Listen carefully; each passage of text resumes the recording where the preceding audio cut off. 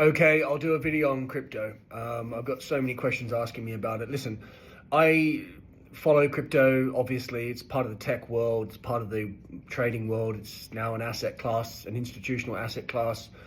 I don't trade it very often, although if I did trade it, I'll tell you what I would do if I did trade it, right? So I would ignore all of the coins apart from Bitcoin, XRP Ripple, and Ethereum. And Solana, okay, but I'd focus on those three that I just mentioned: Bitcoin, XRP, and Ethereum. Bitcoin is the potential long-term institutional currency staple, right? So it's a slightly different story to the other two.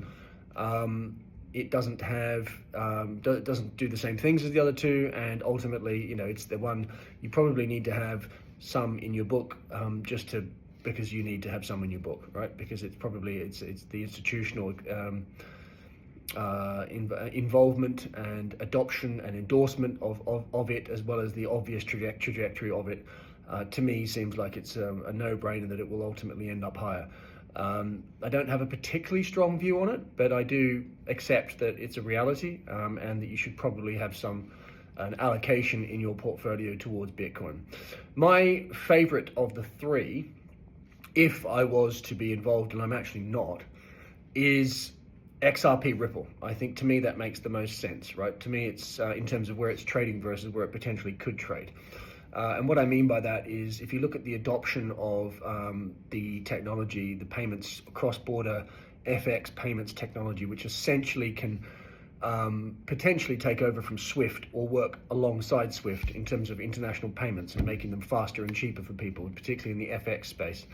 Look at the Japanese banks have all now integrated XRP into their systems, as have many U.S. institutions, whether it be Bank of America, J.P. Morgan, American Express, etc., etc., etc. So for me, this is like going back to when it's like building roads before they actually have cars in a way. So it's very early days for this, I think, but I think the writing seems to be on the wall in terms of the international and corporate adoption of it.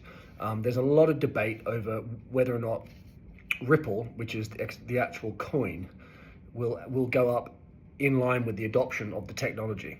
And the way I see that, it will do, because in order to actually do cross-border transactions, you need to actually convert your currency into Ripple first, and then that makes it faster. So therefore, by definition, you'll be buying the currency or buying the coin.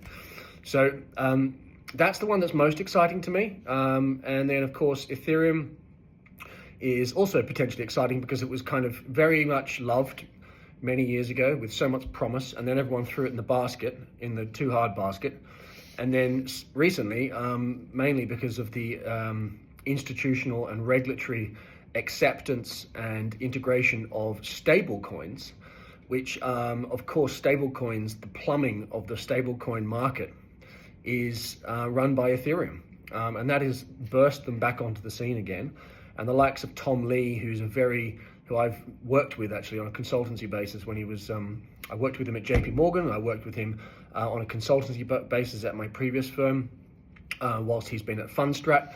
He's a great guy to follow in markets if you don't. Very good commentator and very smart guy.